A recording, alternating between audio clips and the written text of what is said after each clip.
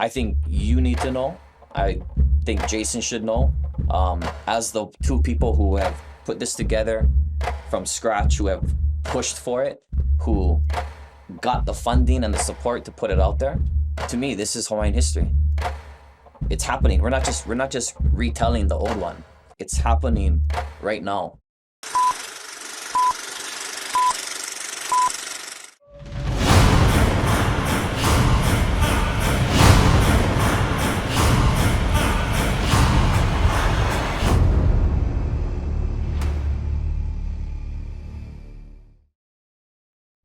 Chief of War is the first major production to showcase Ōlelo Hawaii, the Hawaiian language. Today we spotlight the role of our Ōlelo Makuahine as a character in itself, one that grounded, guided, and inspired the entire cast and crew both on and off screen. With us in this session are okahi Kanuha and Keawe Goodhue, who led the effort to have Ōlelo Hawaii play a key role in Chief of War. Aloha. I was really excited about this one.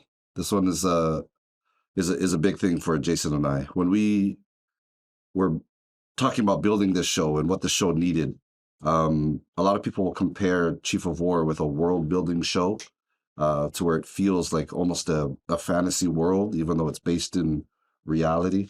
One of the last sticking points to get this show made, one of the last negotiation points we had with Apple was whether or not we could actually have Hawaiian, Ōlelo Hawaii, in the show.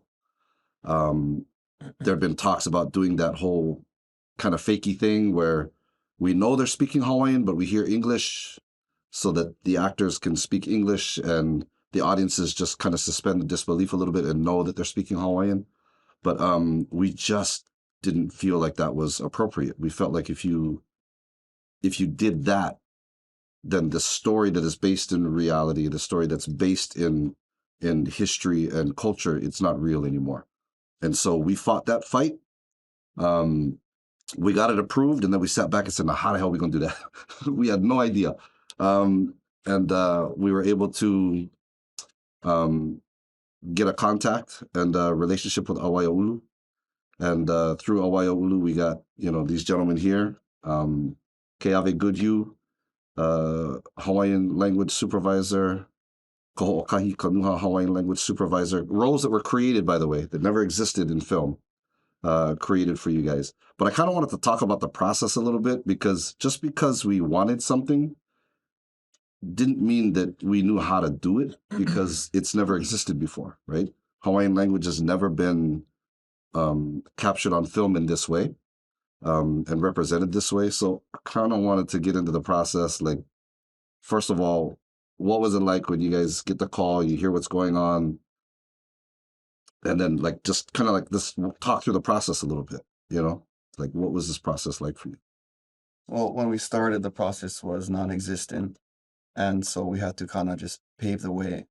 When I first even came on board, it was just reviewing our translations and recording in a really monotone way. We were kind of given directions to record these lines in as monotone a way as possible, so that it was, I guess, easier for the actors to hear the words and practice pronunciation that way. But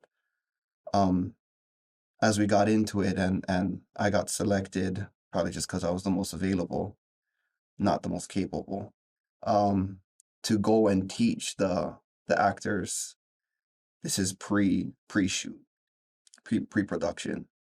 I realized that whatever systems were in place to teach actors languages that were already established in film had to go out the door, because this is a language that some of these actors have never even heard about, and if they have, they definitely never said it. And so I think just getting the actors to even be comfortable enough to read it, let alone say the words, was a pretty big hurdle. But yeah, when I started, it was just go. We were in town. Gosh, I can't remember the Bank of Hawaii, Bank of America. Yeah, American Savings. The American Savings Bank building, and it was teach actors there. And I remember when I started, it was just Maine and Siua, And the first day I walked in, Justin comes in, the director for episodes 1 and 2. Justin, Maine, and Siwa. And I was just sitting there. I was there before them. And they said nothing to me. And they just started doing these acting rehearsals right in front of me. And I thought, what am I doing here? What am I getting myself into?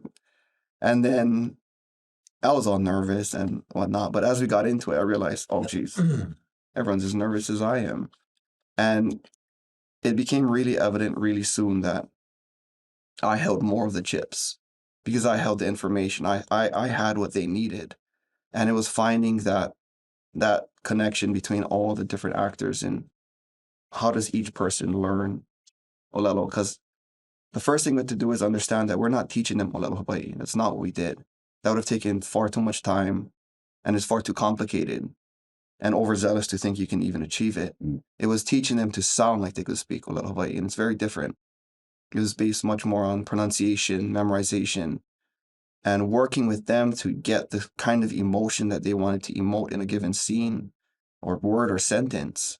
Find the middle ground between their natural tendencies or what they feel as an actor in that scene, and then the natural inflection of Ōlelo Hawaii, because they might want to emphasize on a certain word or in English, but I'm saying that's not the same. It's not the same spot maybe as Ōlelo Hawaii, and so we'd have to adjust, and I'd have to it was a lot of recording, it was a lot of memorization, it was a lot of repetition, but that's how it began. It's how it began. Just to point out, it actually began as just language coaching. Yeah. Right? It began as language coaching, and with Koho Okahi. Koho Okahi was tasked with a huge responsibility, which was to be Jason's personal language coach. So, like, what was that? Because I already knew. I remember calling you before you ever hooked up with him just to kind of give you an overview of what to expect. But, like, what was that? Like, what was that like? Interesting. It was interesting. I'll start from the beginning because I didn't have any relationship with Jason. But I met him on Maunakea in 2019. I think you were up there with him too. And he came, he had like a little film crew. He wanted to kind of do a story on what was happening. We ended up having a conversation for an hour or so. And that was kind of it. I think a couple of weeks later, I was on Kauai because it was paddling season. I was coaching 12, 13, 14 girls. So we're on Kauai for our states, and I saw Jason on the beach. And I figured, I talked to this guy a couple of weeks ago. You know, I got a bunch of 13-year-old girls with me. They would love to meet him. So I saw him, I was like, hey, bro, what you doing after? If you're not busy, and take my girls over, let them meet you. He's like, yeah, come to the house. I think it was in Anahola, after. So we went to Anahola after. In the garage was at Kaimi's place. And we were talking story, and he ended up sharing this story with me that, he has this, hey, we got the story, we want to do Ka'iana. We're going to go all in. It's going to be for real. And we want to do it in Ōlelo Hawaii. And he's like, bro, I'm going to need somebody that can teach me, someone that can go on the road with me and everywhere, like live with me. And he's like, would you be interested? And I'm thinking like, okay, you're not asking me if I can do it. You're asking me if I'd be interested. Like, yeah, I'd be interested. That's very different from I can actually do it, right? But yeah, I'd be interested. But in my mind, I'm thinking like, yeah, I tell him, yeah, this is never going to go anywhere. You know what I mean? Like Jason Momoa, I'm probably never going to see this guy again in my life. And even the idea of like that anytime soon, there would be this huge production for an old Hawaiian story that's going to be an Ōlelo. It's like, I don't think we're there yet. I want us to be there. I just don't think that there's anybody that would actually back this. So it's not going to happen. Yeah. So yeah, I'm interested, of course. And that was it. And then it was almost like 3 years to the day after that. I can't remember if you called me first or he called me first. But basically, hey, like, remember that thing we talked about? Like, it's on. We're going. You in? And I remember telling you, it's like, okay, I don't think I can. Like life has changed since Maunakea. Yeah. Got multiple kids now, and like I don't think I can. But I took the weekend, talked to the ohana and everything, and I called you guys back. It's like, well, yeah, can. So that's how that started. I guess that first conversation and that invitation to be a part of this. I had no idea what I was getting myself into. The reason I can't stop smiling is because I knew and I know, like as you're talking about it, it's just knowing what you had to go through, knowing that it's to ask someone to come along with you is really to say you need to put your life aside to try to put out for something like this. Yeah. So I think I ended up getting together with him in the beginning of September. What was that? 2022. I think, right? We started. Yeah. Yeah. And then we started shooting at the end of October, the beginning of November. So I think I had about 2 months with him before shooting. A lot of those days, like Keawe said, were spent in the production offices in downtown Honolulu. But we were all over. He was reshooting, I think it was either Aquaman or Fast. He had other projects. So, if he had to be in LA, then I'm in LA. If he had to be in Waianae, then we're in Waianae. And if he had to be on Maui, then we're on Maui. But I went in with this idea that I'm taught preschool for a long time. Put a lot of emphasis on teaching little 3 and 4-year-old kids how to read in Hawaiian, right? Super easy system, 90 syllables. You master this, you're good. So I rolling up to Oahu with my hakalama cards in my bag, like, yeah, I'm going to teach this guy just like the basics, a, e, I, o, u, and hakalama na pava'a, and heke reme nipitin. No, we didn't do any of that. He had and I didn't, this is part of my, I guess, ignorance is I'm not involved in the movie things, and I can't remember the last time I watched the movie or like a real series of anything. So, heard of Game of Thrones, didn't watch a single second of it. But I knew that, but I know that he, in talking to him, I did this and I had to speak this weird language. And so he kind of had like a system that he felt worked for him. Very different from my system, the system that I thought we would use. But basically it ended up just becoming, repeat after me, right? Like Keawe was saying, I didn't have to do recordings too much. Kind of wish I did, because that probably meant that I had free time and could live my life. No, but he wasn't gonna ever listen to it. There's no free time. But it was we're spending every car ride. We got a hour drive from North Shore. We're gonna head out to Nanakuli, hour 20, whatever. Okay, we're working lines. We're gonna go eat Zippies. Okay, we're gonna have saimin with choke pepper, and then we're gonna work lines. We're gonna go eat sushi. Okay, we eat sushi while we're waiting for the food. We're gonna work lines, and it was just repeat after me. No, say it like this, say it like that. But he was the way that he learned it. Like Keawe was saying, like we were never gonna be able to teach them how to speak Hawaiian, right? But we're gonna teach them hopefully how to say these things in Hawaiian. For him, it was about being able to visualize it. Yeah, and so that's what made it difficult, is that what he has seen, the words that he's seen on paper, which are in Hawaiian, are not aligning with the English language that's going on in his brain. Right.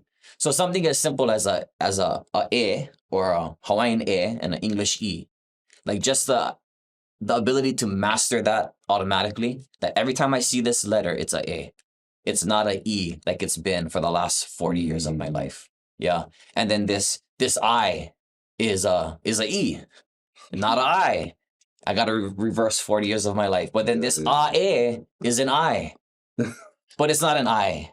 Like there's just all of that, like those things, the vowels were probably one of the biggest challenge, right? The K makes the same sound, the H makes the same sound, the L makes the same sound, but the vowels were, and as simple as it is, it's foundational, right? So sometimes the most simplest and foundational things are the hardest to overturn. So that was probably the biggest struggle. And then finding time. He's kind of a busy person most of the time. He's normally not working on just 1 or 2 or 3 or 4 projects. He's got like 7 or 8. So just being able to kind of hone in and get the focus with everything else that's going on, even as it relates to the production. He's involved in writing and costumes and props and casting other actors and everything that's going on. So it could have been a day where, I'm with him. I mean, we're together all day, and maybe we don't get anything in today. And then tomorrow, maybe we get in 2 hours. And then maybe we don't get anything for 2 days. And then maybe we get 5 hours one day. But regardless, you're there all the time. Yeah. So it was super cool to be able to see not just the language side of this, but I was fortunate enough to kind of see everything. You guys are having a conversation. I was there, fly on the wall. I get to hear these important decisions and these conversations that are happening about the story. We got to, we need mahi'ole designs and ahu'ula designs. I get to hear these things that are happening. So it ended up becoming, or the involvement went way beyond language over time. Right. But it was a very interesting process. I learned a lot about him through it. I learned a lot about myself. I learned a lot about patience and perseverance. But proud of what we were able to accomplish when it was all said and done. Yeah. Well, one thing that really kind of emerged out of this process, and first of all, my respect for you guys just only grew and grew because it was very clear that you weren't there to be a part of a production. A lot of people think Hollywood and how exciting it might be, and they want to be involved in any little way. There was never any of that. Right away, I could feel that you guys were in it purely for the perpetuation of language. And that was such a huge contribution, because I remember talking to you guys individually, over time and throughout the process, and you never lost sight of that. There was never a time where it felt like you were there to be a part of the lights and the cameras and all of that, which, to be honest, now that we've gone through the process, not knowing what we were getting into, if you guys weren't that stalwart about doing it for the perpetuation of language, I don't think we would have accomplished it. I really don't, because what you guys provided was that clear, the pillar that we will not move, no matter how much this production needs to fly all over the place and how crazy. You guys saw production, it's crazy. You know what I mean? You can never lock one thing down. It's constantly shifting and changing, whether it's story, the set, the costumes. Everybody is so scattered. And the one thing that never moved was the focus and the purpose of language. And I just wanted to mention that because nobody outside of Hawaii would ever really understand that. If we had people that were just yes men, then the quality would have been bad. And because then you're just bending and contorting to try to please a system that you want to be a part of. There was none of that. And as a matter of fact, the actors were scared of you. I would talk to them, and Not it was scared. Scared. I don't know. Your approval meant a lot. Okay. People were always walking around I don't know. I don't know, man. I'm not doing this right. And Keawe's face, he's not giving me it's almost like they needed assurance, that they were doing well. Pause listening on the headset. He's like, yeah, awesome, sounds good. He's looking at me. I'm like, yeah, no. Well, and that's another thing I kind of wanted to ask you guys and bring up, because again, when we got into it, it was an idea. Yeah, we're going to work on language. It's going to be awesome. But the application of it was far deeper than we thought. It took me a while to realize that when we're on set, we have Ōlelo Hawaii is implemented, but the actors don't speak it. The directors don't speak it. The executive producers don't speak it. How do we uphold the quality in an environment like that? Usually, if you're going to be a part of a Korean language show, then the directors, the actors, and if not the actors, at least the producers, it's a Korean production in that sense, as far as language is concerned. You guys didn't have that. So what was that process like? Yeah, so the first day of set, this is after we had taught the actors everything we could. We had done the pre-production phase, and we still had no idea what we're getting into, the actual content of what we'll be doing. We were just told, okay, or at least this was for me, that I was to show up to set, and I would just be there to repeat their line if they asked for line. So if, Tekohe said, line, I would just repeat it, end of story. Yeah, that was not at all what I had to do. When I showed up, for one, there's a script supervisor who can't read the language, can't follow it. And it's so important because she's working with the directors. And I saw, okay, I need to work with this script supervisor now. But now the actors need me on set to say line. And then the director needs me because he doesn't know when the scene will end. And I soon came to find that everyone needed some kind of guidance because no one knew Ōlelo Hawaii. And we didn't even think twice. It was like where we came from and what we represent in Awaiaulu is that Ōlelo and Mo'olelo, those things are number one to us. And there wasn't much wavering for us. It was pretty like we went in knowing that. We didn't know the production side, but it made it easy because the production side didn't know that side, the language aspect of it, and none of them could operate without it. And so they needed us and we needed them, and it was just working with every single role to find out how can I best help this person, the script supervisor, or director, or actor, or cameraman, even boom, to best get the scene done. And it was easy because every single person on set, eventually they took us in, and not just took us in personally, but they took our language in, they took our story in. And it was so easy because everyone who showed up to set, the whole team, were so invested in to getting it right and doing it right that it was already our cornerstone when we showed up. We knew who we were, we knew what we represented, but it also became the cornerstone of the production itself. Yeah. And like you said, when things went haywire, as it always did, there was never a day where everything went perfectly. Right. Ōlelo Hawaii and all of those things, that was the cornerstone. That was kind of the thing that kept everyone grounded. And so I just, it was just be poised as much as possible and just take it one thing at a time, one day at a time, and just do what you can, what you can control. Yeah. And but it was a big deal. In the beginning, I was flying around like a madman. Jasonʻs, I remember early on when we were out in Nanakuli, Jasonʻs, like, I was told, okay, you're going to stay here with the script supervisor, which is like 100 yards away from where they're shooting. Jason's like, Calvin! I was like, oh my gosh, but I need to be here. So I'm just sprinting back and forth like a madman, running him, giving his lines, practicing, running back, telling the director. And it was then I was like, okay, we need to streamline this process. This is wild. And so there were many times where okahi and I had to double team. One person, you stay on set. You stay close to the director, you stay close to the actor. You give them the pronunciation and the feedback after every scene. I'll be on the other side. I'll be reporting because we had to mark. You have to know, with people who don't know how to speak the language, there are a lot of errors, especially in the beginning. They're nervous, there's butterflies.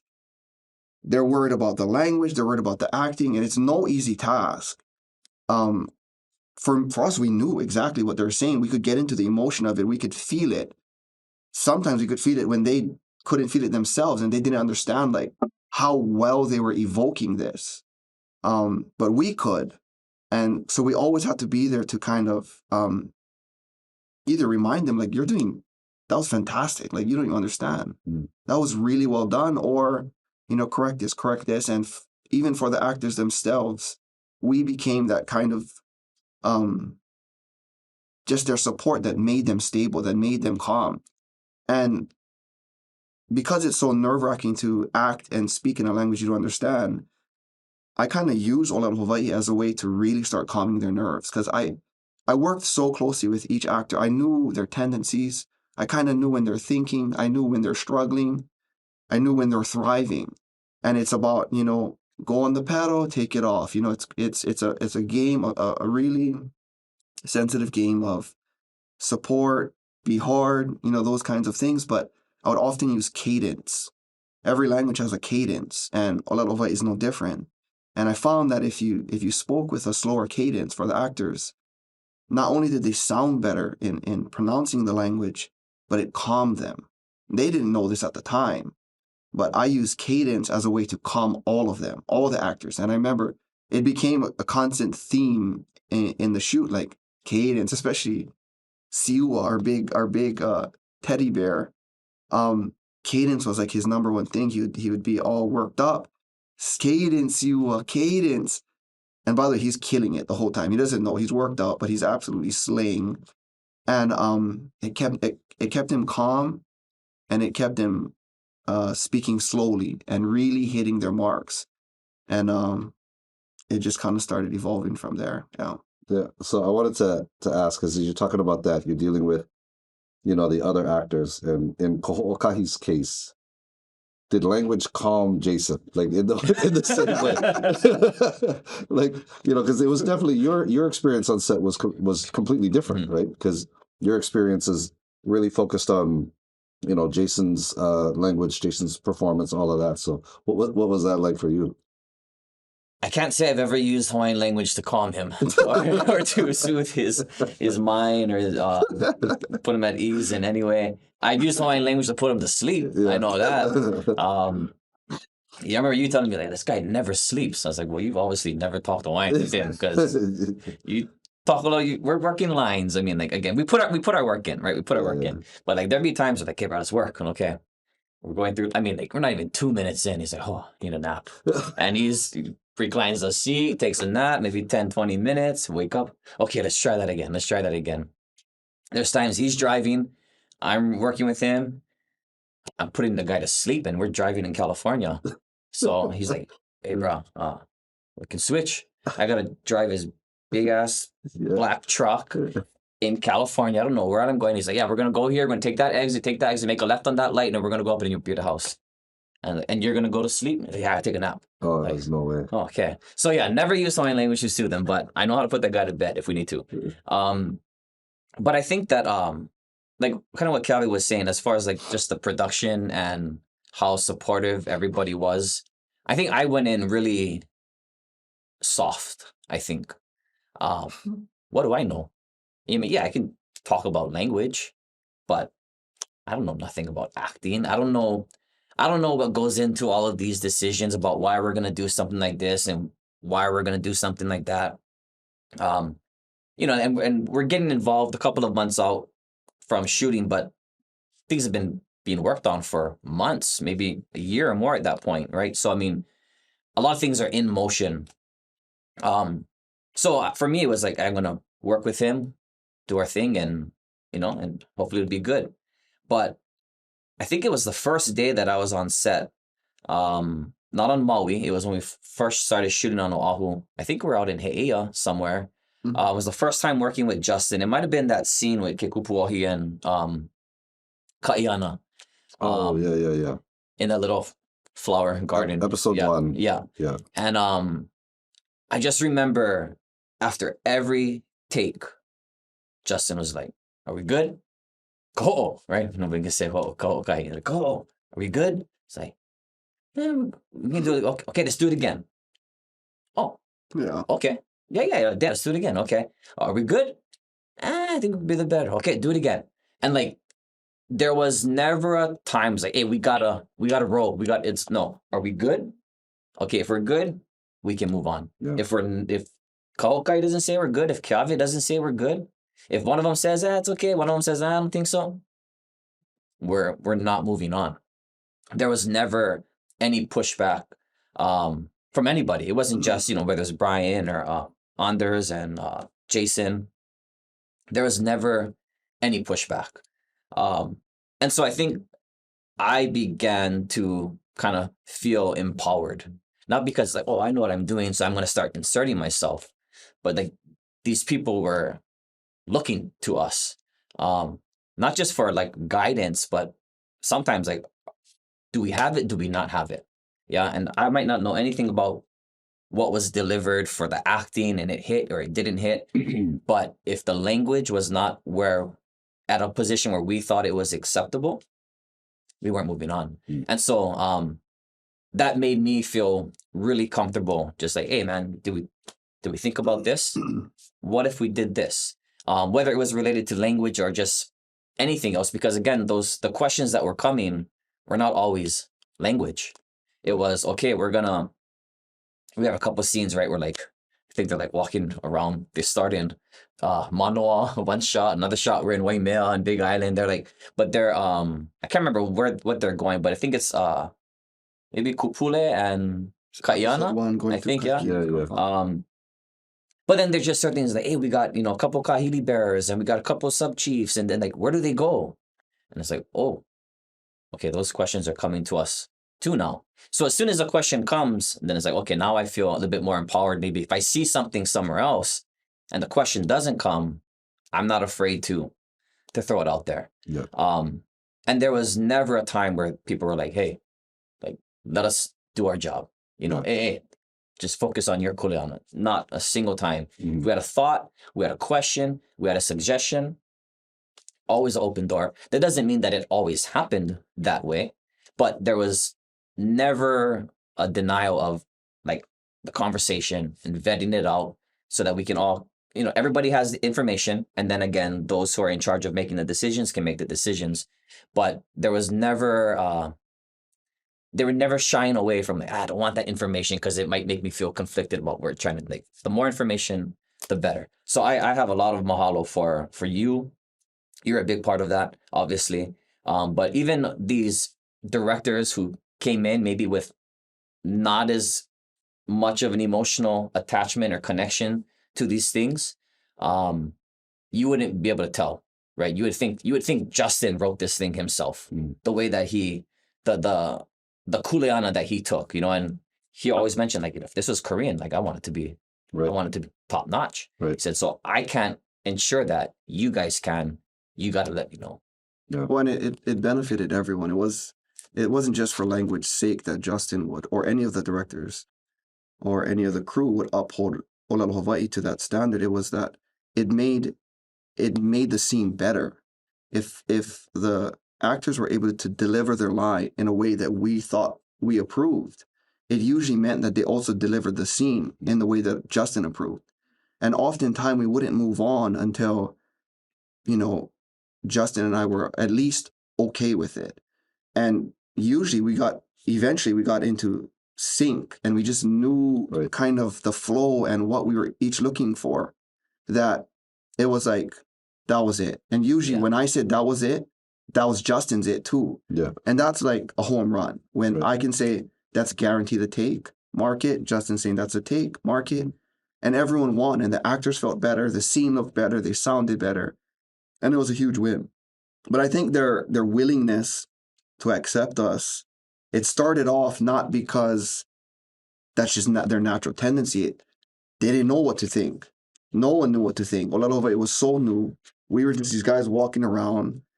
They accepted us, but it was kind of like, I guess go there. Yeah. I guess go there. And eventually, with each question, like Kawakai was saying, with each new question asked of us, that was one more assignment, one more task that we just marked onto our list of responsibilities. Yeah.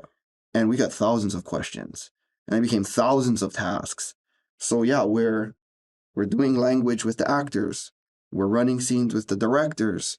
We're setting up scenes, positioning of people based on what we understand is historically and culturally appropriate. We're working with the costumes to make sure that these kinds of pua, maybe, these kinds of greenery, these kinds of ahu'ula or mahiole are appropriate for this kind of ali'i and this kind of setting.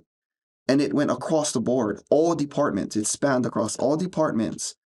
And so by the time we got on set, it was like costume person, question, question, question, makeup person, question, question, director, question. And I'm just walking through like, and then by the time we get, everyone's good, and we just jam.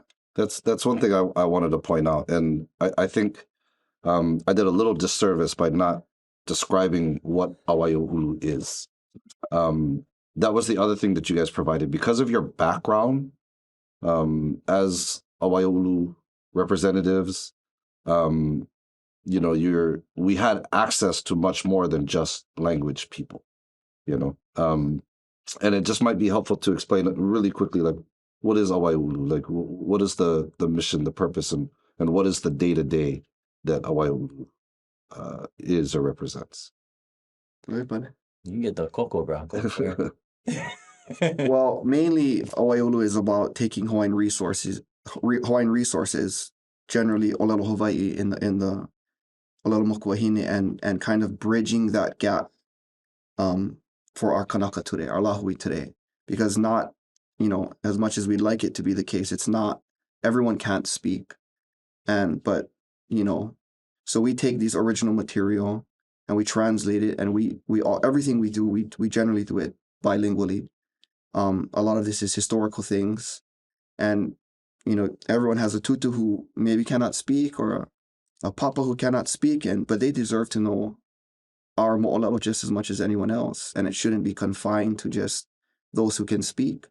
And that's kind of what Awaiaulu represents. We take that ike and we try to bridge that gap so that we're kind of elevating a national consciousness. It's not just for Ōlelo Hawaii only. It's about ike Hawaii. It's just as important.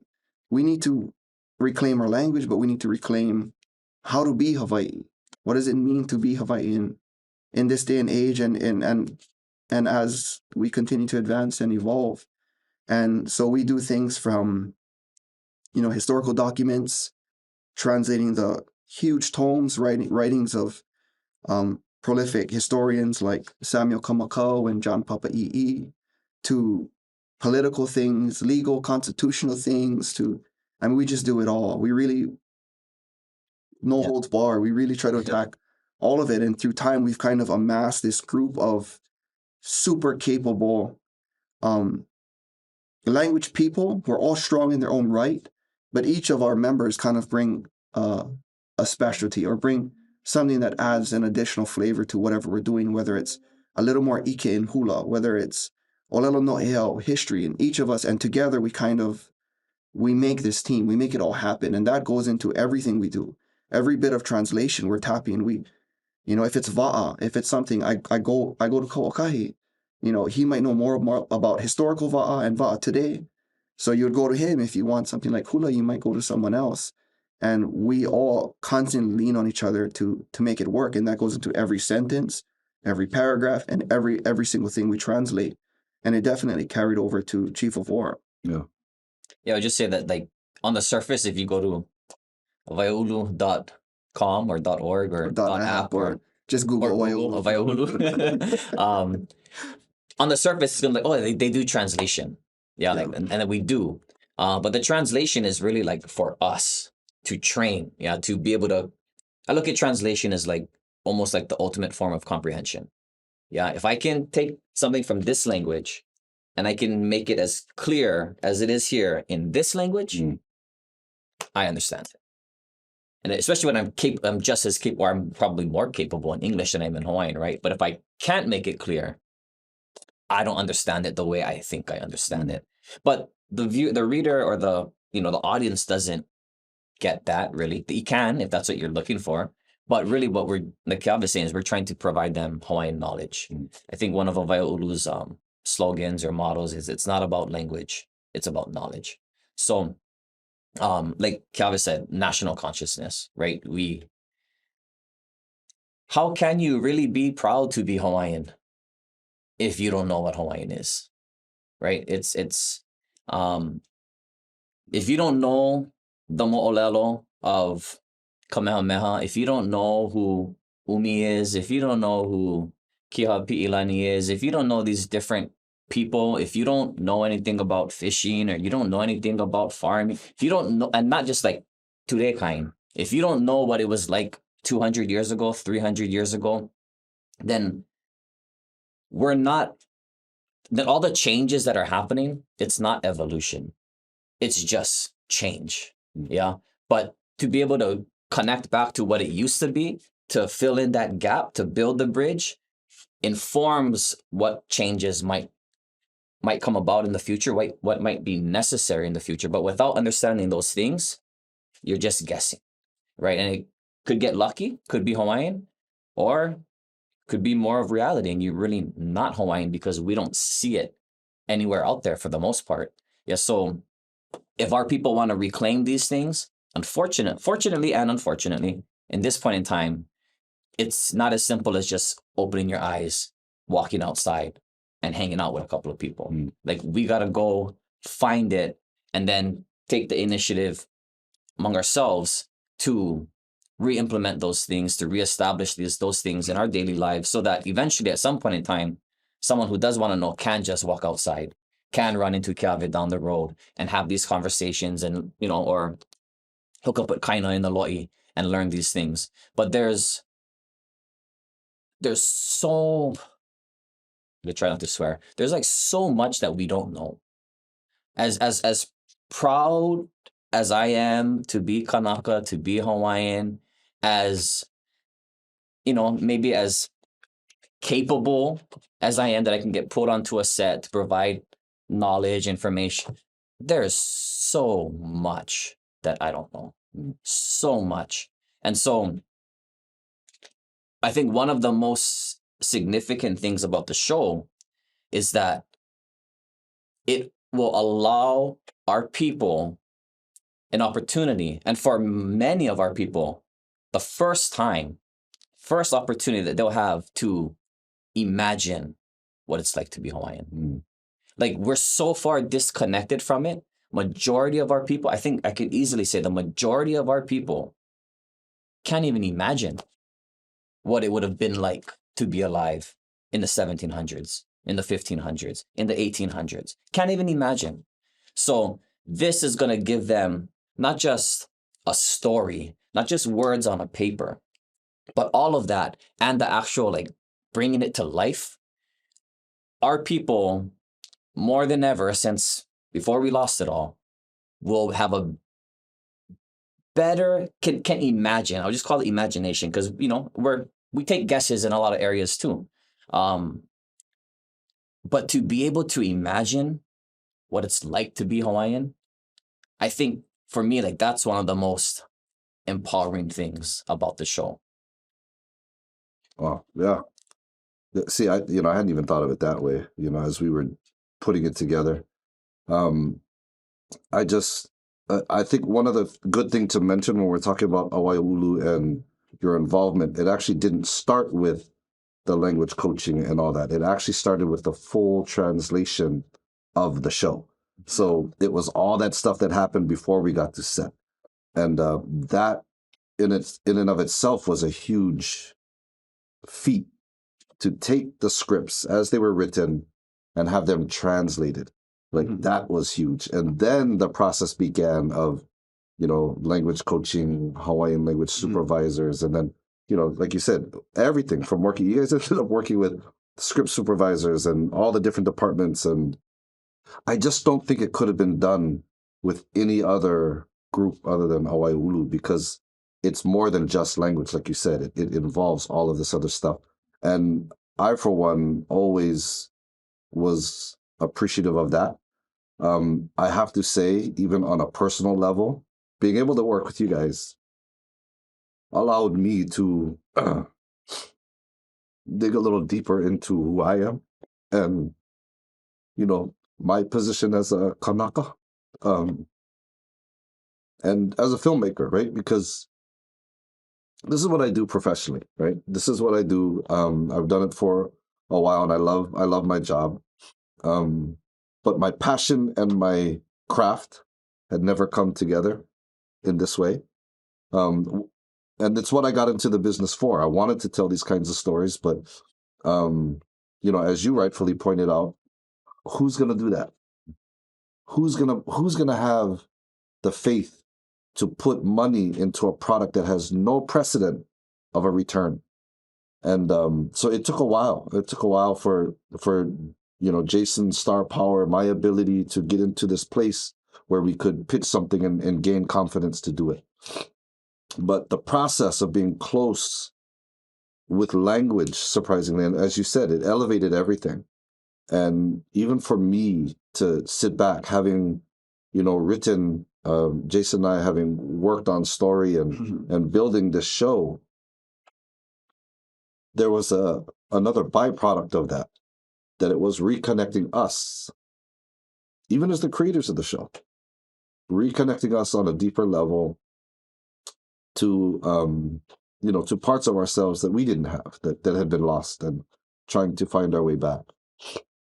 And it brings up an interesting topic. And, I don't know if this is true for everyone. This is just my observation. But I do hear a lot, this notion that the Hawaiian language is dead or dying or, struggling. And even for me, there was a period of my life that's what I'm hearing. And you can almost believe it until you're closer to the community that lives it, that perpetuates it, because you guys are not alone.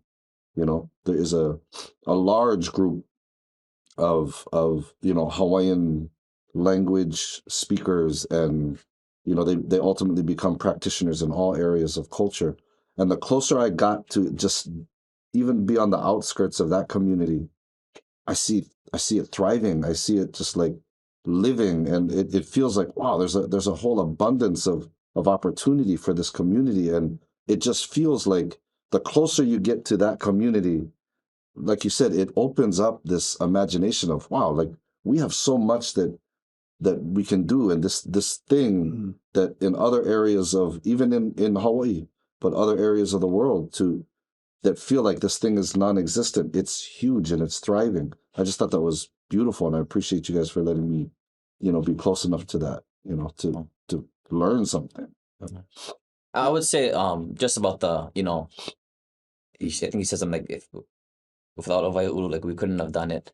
I think on a personal level, I think there's a lot of people that could do my job, I think. But I think what makes Awaiaulu, what separates Awaiaulu maybe from any other group that you would have been able to get is this team that Keawe was talking about. When I have a question, I got 14 people, 15, 16, 17 people, depending who's at Puakea's house on a certain day, that I can call about anything. Hawaiian language, Hawaiian history, Hawaiian culture. And these people they have like rooted, they put time in. We spend minimum 10 hours a week, minimum, in historical documents. That's the bare minimum for Awaiaulu. That's not counting whatever else we might do on the side. And it's every single week for years. For the last, I've been in 7 years now, nonstop. I mean, so that community that I can call Puakea anytime, I can call Keawe anytime, I can call Pa'ani anytime, I can call Kamuela anytime, call Kapolai anybody. That's, I think, what maybe separates us, not just in this area, but in the things that we're working on, is the team that we have, and the fact that when we put something out, it's not just 2 eyes that looked at it. Yeah. It's not 4 eyes, it's not 8 eyes, but it's like 12 eyes minimum all the time. And that's not always the case. Yeah. Critiquing you, tearing you apart, ripping you down, not always building you back up. But, for us, Ko'okai and I personally on the set, as far as like what gave us confidence to enter into this arena that we had no business being in, let alone directing or at least assisting in the direction of scenes and things that are happening, is that we truly carried the weight of our language. And we felt it for our whole lahui, for those who could speak and for those who can't speak. And majority of Hawaiians, unfortunately, more Hawaiians live away from Hawaii than live in Hawaii. And most of those Hawaiians can't speak.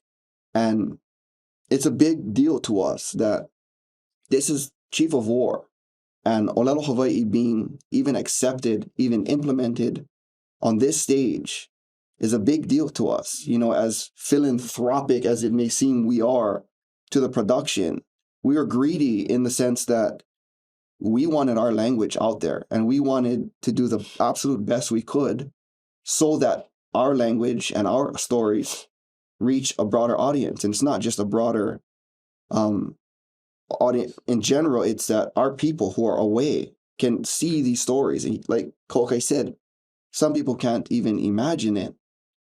We're bridging that gap. We're providing as much nerdy insight as we possibly can behind the scenes to make an amazingly gripping, beautiful scene with ahu'ula and chiefs and living in. And our hope is like our kids for Halloween will see that and they'll aspire to be ka'iana, or for Halloween they might dress up half tattooed as kahekili and run around in little malo and ahula. It's a true win for us. They For might our even do it on lahui. Easter, maybe. For Easter. Easter. Yeah. I don't know about throwing spears at each other, but no, those are huge milestones that if you had asked us before, like, it'd really be hard for us to imagine that actually coming to fruition. And for us to be on a project that is actually making that happen and making that a possibility, it was a true honor. I know we never stopped to reflect, and we never stopped to think. We just kept going. Yeah. But now in retrospection and as we're looking back, it's like, yeah, we were fighting to get as much as we possibly could out on film in the best way that we possibly could, so that, our people could be proud, despite all the flaws, despite all the growing pains that we went through. And there will be flaws. It's not going to be perfect. But we did our best. And the production team, I can truly say, like, every single person I worked with also did their best they matched me. They matched me in my integrity for my language. They matched me in my dedication to my work. And it was a truly humbling experience. And that across the board, from the highest executive to the lowest person. We were on the Hawaii shoot, and by the end, before we went to New Zealand, I was, I'm so focused on my work, I don't realize how what we're doing is affecting the people around us. But at the end of the shoot, I had so many crew members coming up to me who have been working in Hawaii in all of these films. And, I don't want to, I'm not throwing shade on any film or anything in Hawaii, but for someone born and raised in Hawaii, it doesn't scratch that itch for them. It's not the thing that makes them so proud to come to work. And they told me this is like this made them the most proud. And, they're so happy. And they started saying words just from hearing it on set. And it was the first time in my life that I went to some place that wasn't totally set up by Hawaiians and for Ōlelo Hawaii, that Ōlelo Hawaii was king. I could truly say that on set, Ōlelo Hawaii was king. And that's a special thing for me. And it's not something that I would flaunt or anything, but or that was even recognized, but it's something that I knew. And that I was, it kept me going, truly kept me driven the whole time. I was always excited, always excited. Yeah, there was a great byproduct of being on set in Hawaii. It was the best set experience I've ever had. Working with the crews, the local crews, and all of that. Like, I heard people speaking Hawaiian, in the back. It was like a place that it was welcome.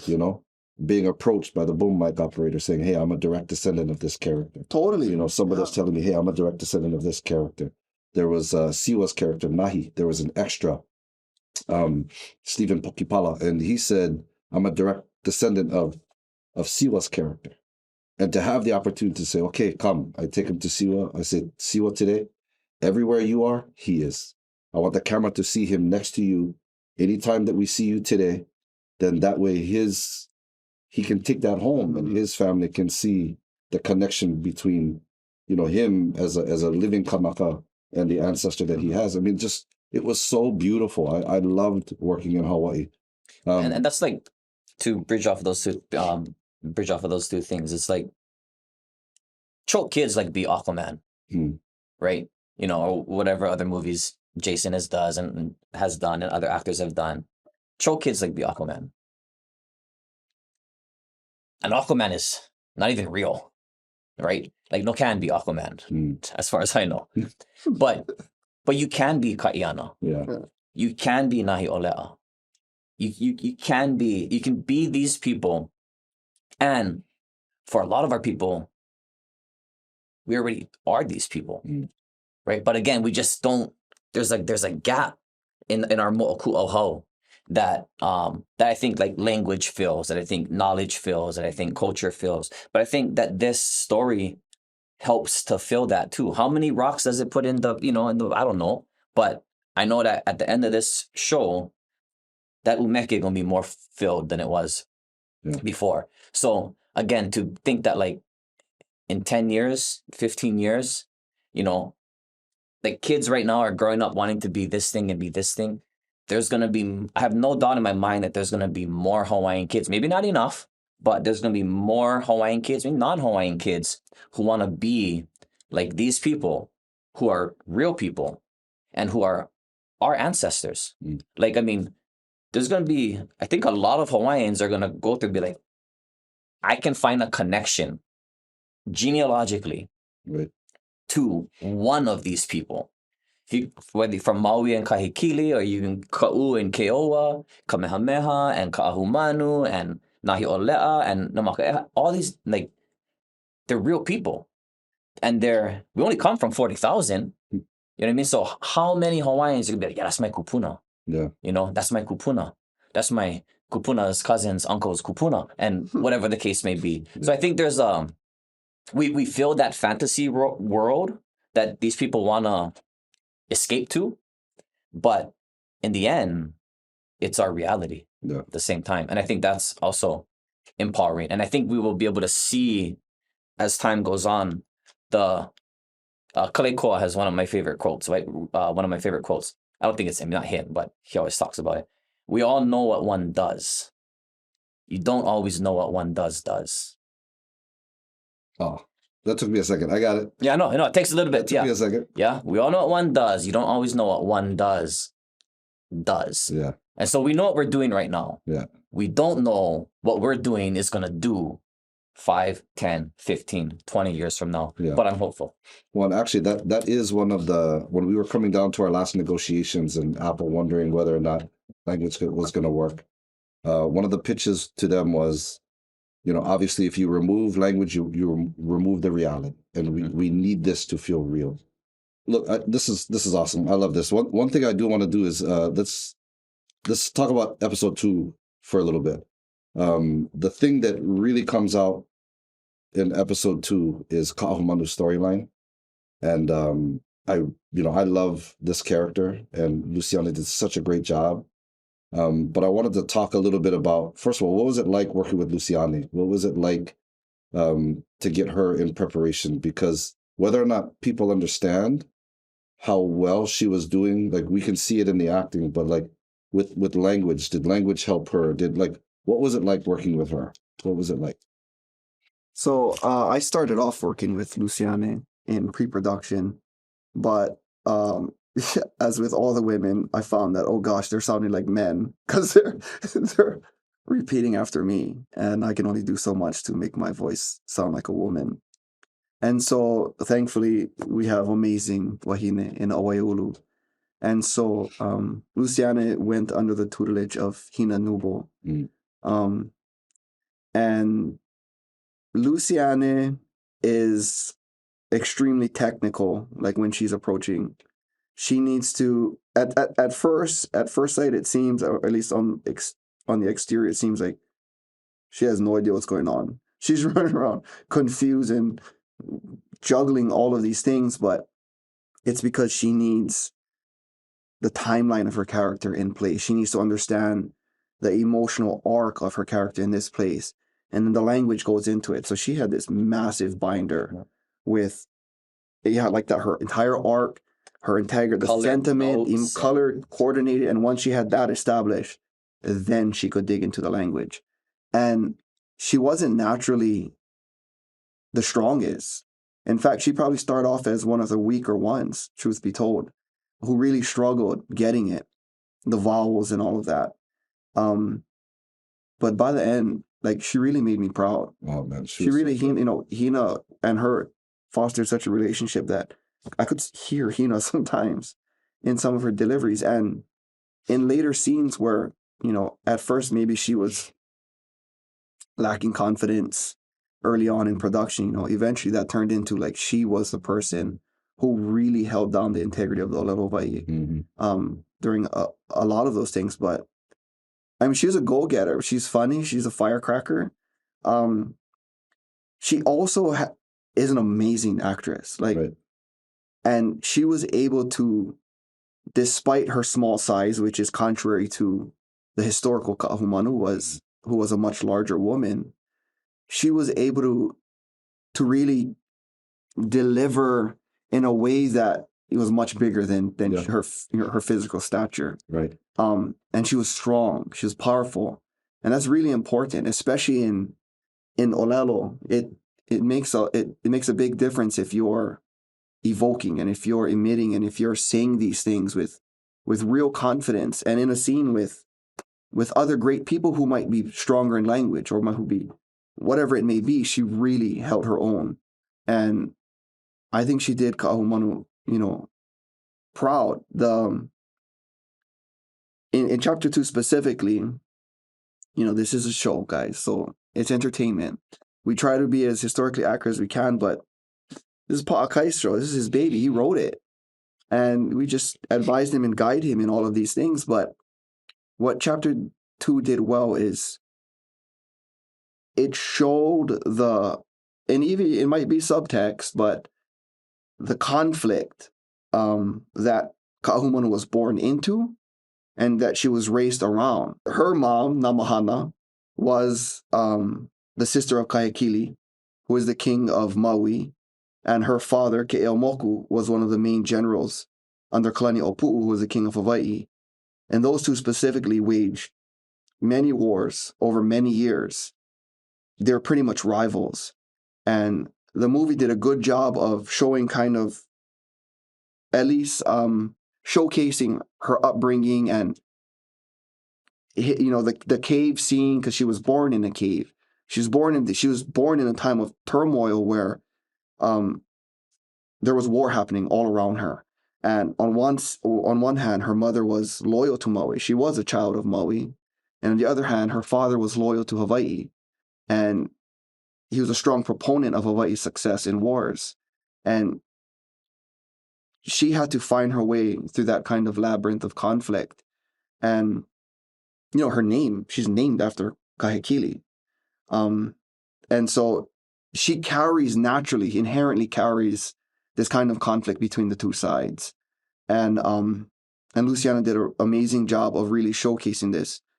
And to be honest, she wanted to push even more of that maybe than the show would maybe show, but she loved it. She absolutely fell in love with Ka'ahumanu and the conflicts and the kind of strong woman that she was. But she also played that tender side because this is a young Ka'ahumanu. As strong as she was in her later years, she wasn't born out the womb just kicking down doors. Mm. And so we have this tender side. We have this arc. Luciana did an amazing job of showing this delicate growth of Ka'ahumanu in stepping up to this, becoming the Ka'ahumanu that we know today. And even though you're just getting a preview of it, she did an amazing job of showing that arc. Yeah. I remember one of the first, when we were going out to Kalapana to scout. So this is pre-production. Jason got a place out there, Cliff went, and Luciani went. And I think that was the first time they were meeting. And I don't know who told me. I don't think it was you. Might have been you. I'm not sure. Sorry, Lucian. Might have been you. Might have been someone else. I can't remember. But we were there for the weekend or maybe a little bit longer. And hey, try to get some time in with Luciani. She needs a lot of help. There was a pretty real concern about, at that point in time, again, pre-production, her ability to take the language and use it. It became, by the time we got to set, I think that concern was long gone. Yeah. But I saw her that just in that weekend at the house, her binder like this, so it had all the scenes, all of her lines, everybody else's lines. She was able to pull some historical documents on Ka'ahumanu, trying to understand really. But she was just she's at the pool, she's got the binder out there. We're going to go drive to dinner. We're in the car. She's got her binder with her. Mm-hmm. She put in so much work. And I think she's a good representation of how much people cared. And this is non-Hawaiian wahine, right? Mm-hmm. Polynesian, but non-Hawaiian. And as we're talking about how much the integrity, this and that, I don't think I don't think there's anybody that cared more than me about the show, but I would never say that I cared more about it than her. Yeah. Like, she took her, and not just Luciane, I mean, everybody, really. I mean, everybody. But the amount of work that, even though I wasn't working with her on a day-to-day basis like Keawe was, if we're on set and Keawe's not there because Luciane didn't have Hawaiian that day, well, we're gonna be in the tent, you know, in between takes, and say, hey, let me run this through you. You know, Keawe said I gotta do this, or Keawe said I gotta do that, and okay, yeah, it's like, put in the time. So I think, again, like, the Hawaiians were all in, rightfully so, but the Tongans was all in, the Maori was all in, the Samoans were all in, the Rarotonga people were all in, the Tahitians were all in, all those guys that we worked with down in Aotearoa. I never ever got the impression that these guys don't care enough. These guys, they don't care as much as I do. No, they were all in. They were all in.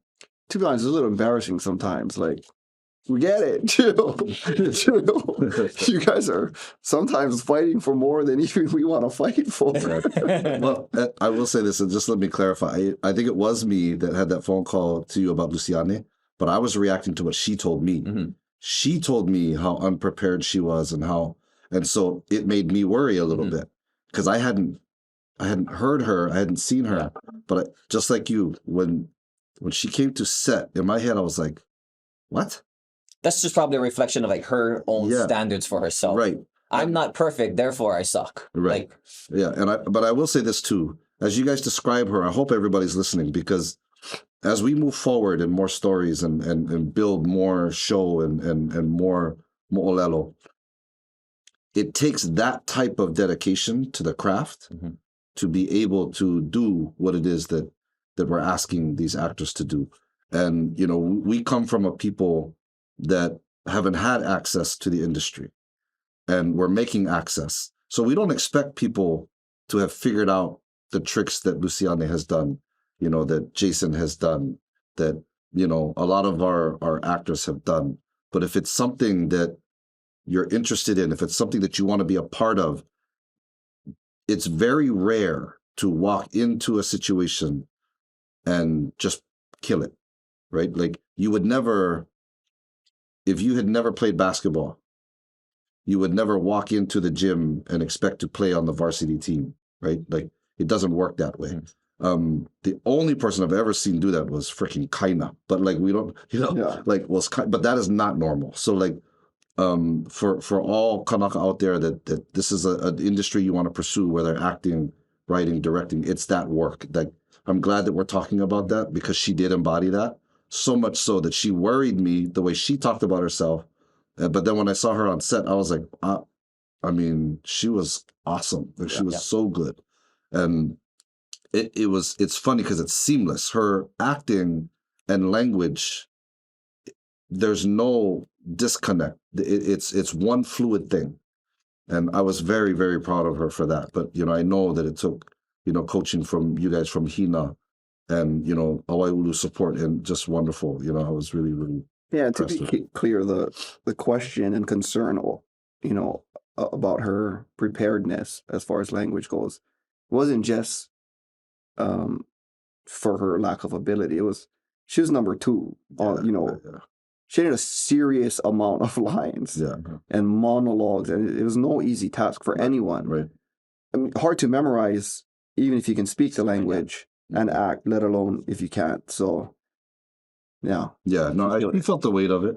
I remember her calling me in the very beginning, says, I want to move in with a family that speaks, you know, ōlelo Hawaiian. That was a request of her. She was trying to go method. Yeah, she was trying to get in there. And so I was so impressed with her. And I love her in episode 2, because like you said, we're catching her at the beginning of her journey, right? And, you know, it's really in preceding episodes that we're really going to kind of see where she goes. But she's a sleeper. She's a sleeper on the show, in the sense of, like, you know, we wanted to put her in episode 2. We wanted to introduce the character in episode 2 so that we have a fresh start, a fresh story. You know, I do talk about Ho'ailona throughout this series of, Talk Story series. And I do want to mention one that happened for episode 2. And this one, you guys are familiar with this, but I just kind of want to give you the background. So the original meet between ahumanu and Ka'iana was not in episode 2. We originally had them meeting in episode 1, and it was a completely different setup. We had this setup where Ka'iana, just before he's going to prepare to join Kahikili and go to Oahu, he goes to the heiau, right? He goes to a sacred place. And I wanted to show the inner conflict. We wanted to show the inner conflict of Ka'iana's character, that he's a man that's about to go into war, but he has this heart and this need for peace. That's why he's fighting.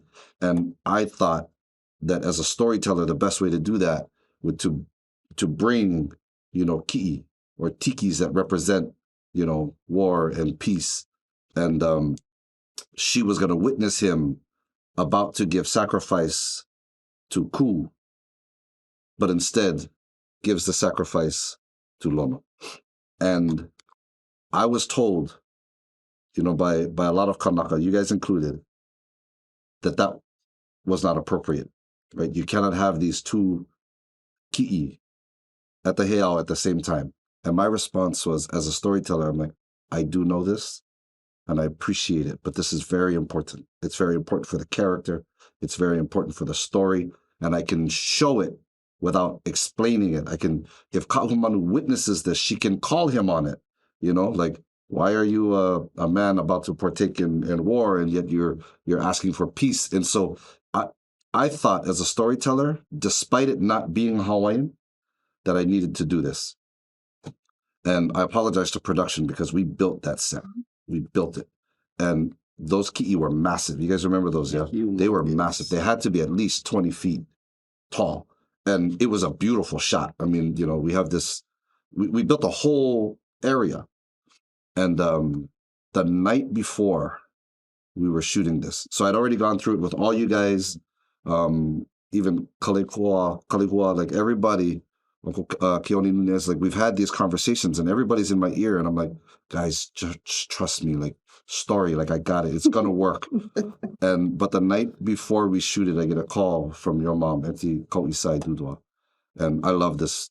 She terrifies me. So when people say they were scared, I know what they're talking about. She terrifies me. And she called me and she says, Pa'a, so are you really going to do this scene? And I've got, not only did I make the decision, we built it. I mean, we're shooting this thing. And I told her, I said, yes, Auntie, I know, I'm sorry. This is the one thing this is one area where I'm veering from the Hawaiian and leaning in story. And she goes, okay. I just hope that Ku doesn't come visit you in your sleep. Bro, and when she said that, I was like, why would you put that juju on me? I go, why would you do that? I said, I'm trying so hard over here. Why would you do that? And so we shot it, and it actually was beautiful. It was a really good scene. And Lucianeʻs, Jason is top form, and Lucianeʻs she kills it. I mean, she's so good.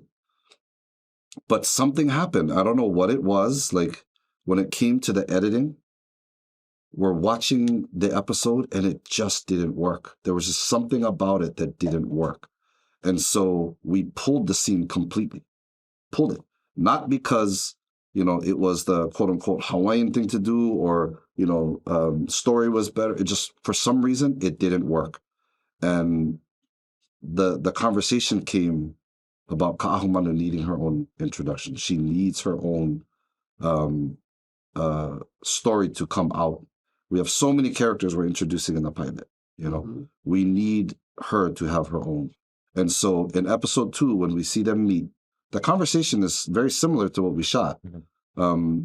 The only thing that changed was the circumstance, the situation, and what brought them together.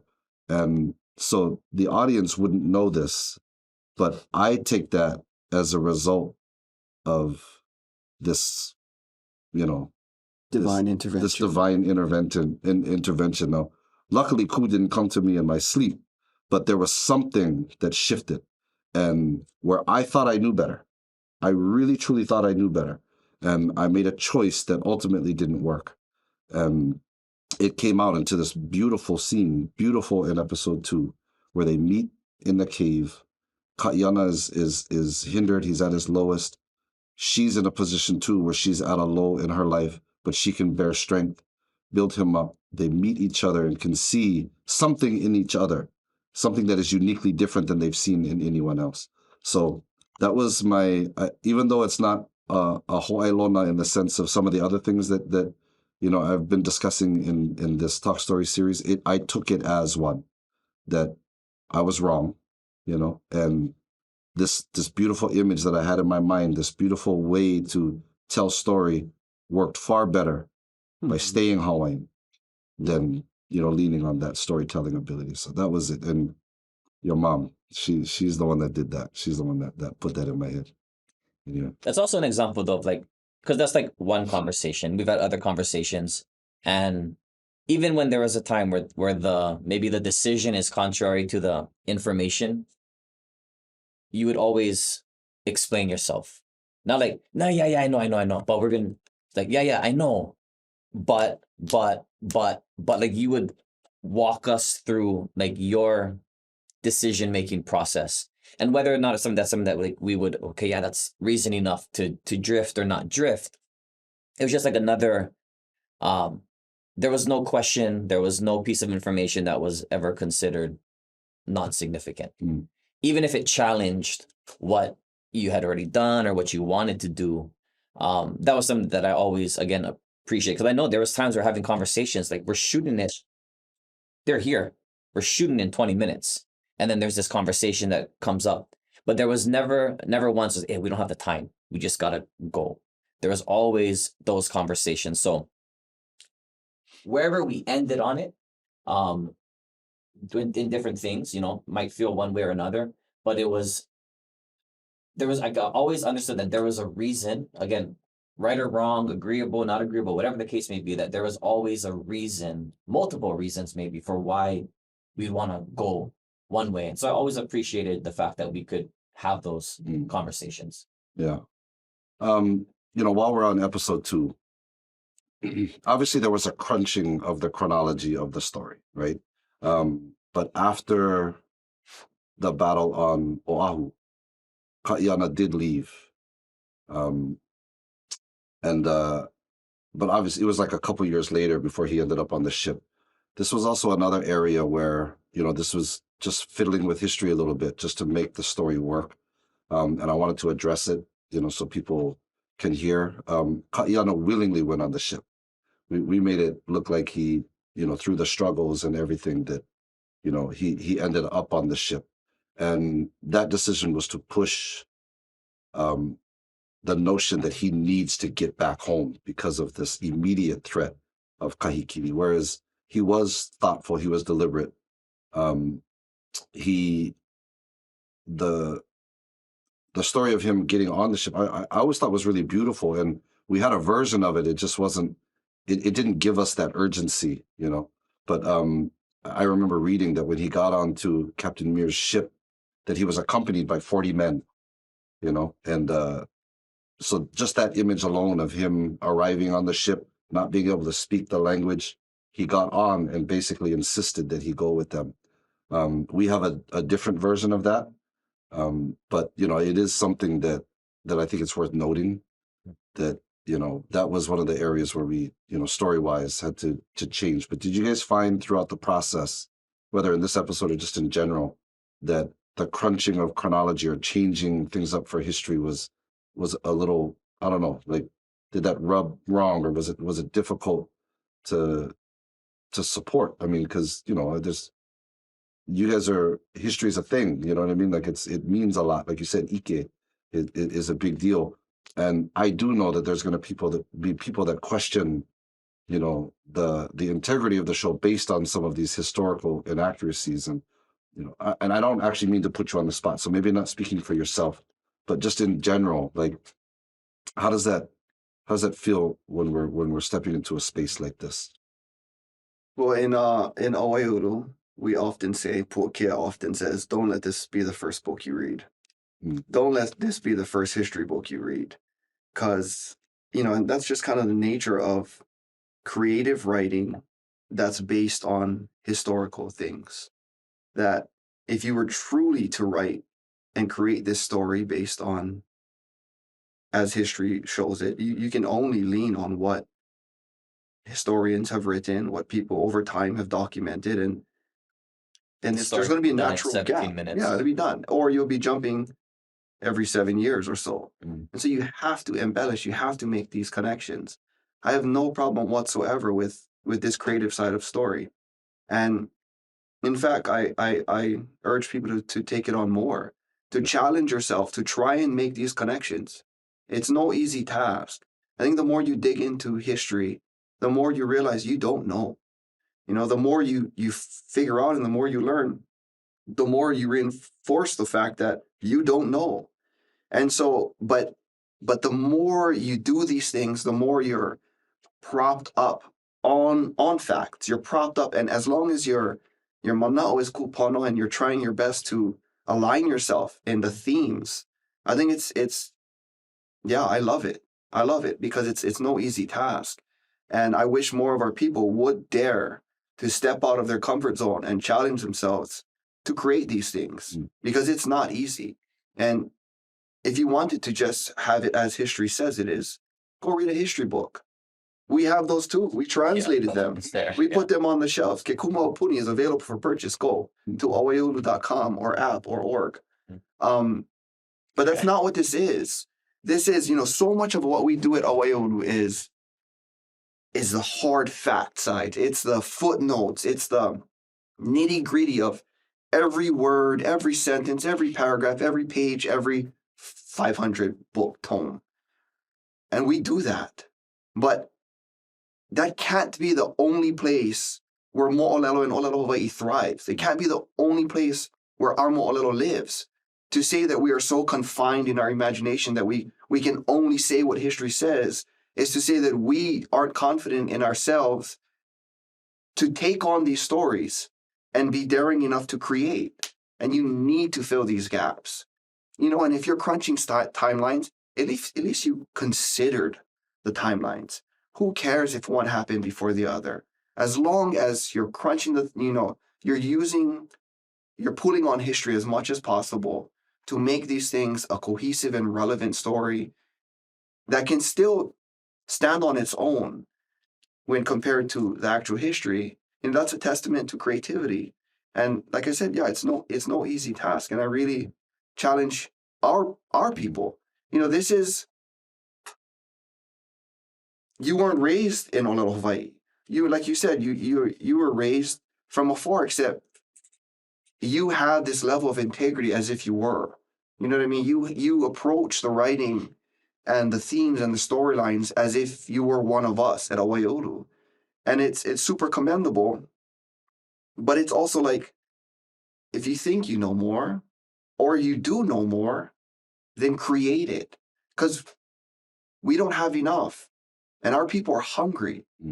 They're hungry for content.